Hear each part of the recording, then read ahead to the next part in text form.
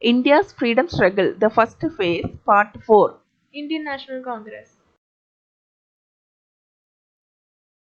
While Surendranath Banerjee was busy organizing the conference in Calcutta, a retired British official, Alan Octavian Hume, called the meeting in Bombay.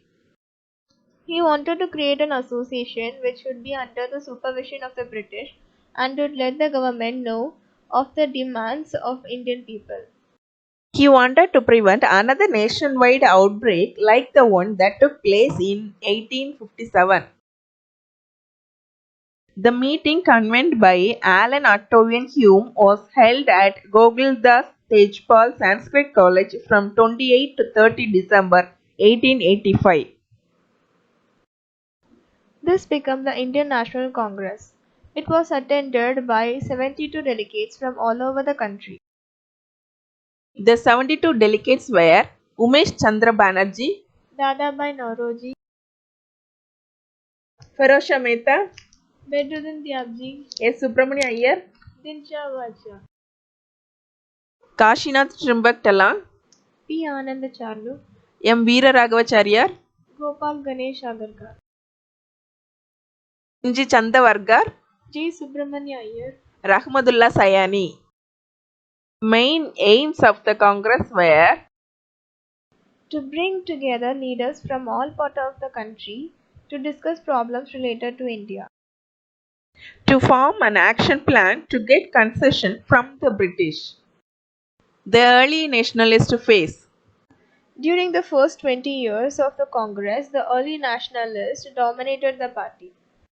Surendranath Banerjee, Dinshaw Vacha, Ferosha Mehta, and Gopalakrishna Gokhale were some important early nationalist leaders. They were modest in their objectives and methods. They believed in peaceful and constitutional methods and in methods of persuasion. They regularly sent petitions and resolutions to the government.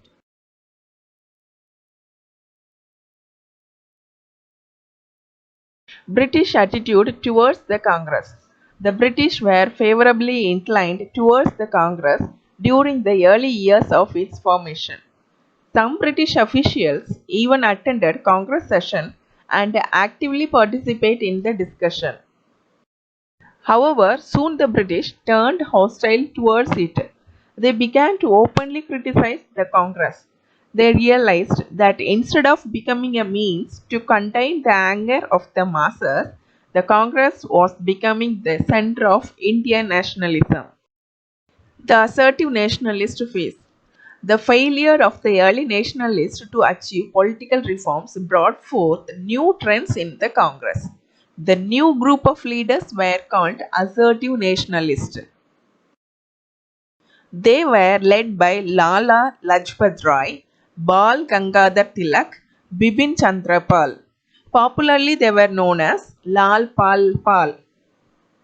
These leaders felt that the present ways of Congress were ineffective. They were in favor of more radical objectives and methods. They called for strong political actions such as strikes, boycotts, and mass demonstration to spread the awakening among the people and to political reforms. Bal Gangadhar Tilak called for the attainment of Swaraj. He declared, "Swaraj is my birthright and I shall have it." Partition of Bengal 1905. On 19th July 1905, Viceroy Lord Curzon issued an order dividing the province of Bengal into two parts. Present day it is West Bengal, Bihar, Jharkhand, Odisha and Bangladesh. East Bengal, now Bangladesh, in which the majority of the population was Muslim, was separated from the rest of the Bengal, which had the high percentage of Hindus. The official reason for the partition was that since Bengal was too big, it was important to divide it so that it could be administered efficiently. The real reason for the partition, however, was different. The national movement in Bengal was very strong. The partition was a deliberate attempt to weaken it by sowing seeds of the disunity between Hindu and Muslims. The partition of Bengal was widely criticized. All sections of the population rose in opposition. Demonstrations and public meetings were held throughout Bengal. People of the communities tried scare thread on each other's wrist to express their solidarity and unity. The day partition took effect, 16 October 1905, was observed as a day of mourning. No business was conducted in the entire provinces.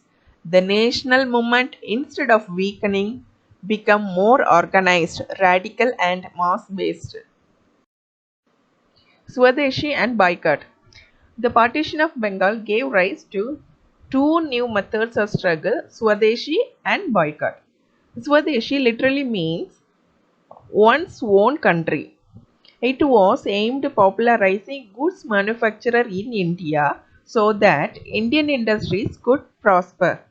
The method of boycott focused on asking people to boycott goods manufactured in Britain. This way, the British should stop treating India as a dumping ground for the British goods. Starting from Bengal, the movement spread across the country.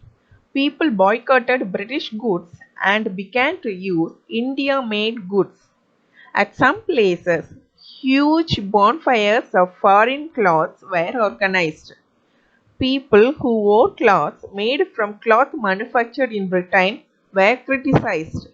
Some washermen even refused to offer their services to these people. Students and women played a very important role in this movement. Surat Split 1907. The struggle against the partition of Bengal has temporarily united the early nationalists and the assertive nationalists. However, the differences in objective and methods between the two were not easy to reconcile. At the Congress session in 1907 in Surat, there was a split between two groups. The early nationalists began to control the Congress and the assertive nationalists decided to function from outside. The two groups were united in Congress session held in Lucknow in 1916. Modli Minto reforms 1909.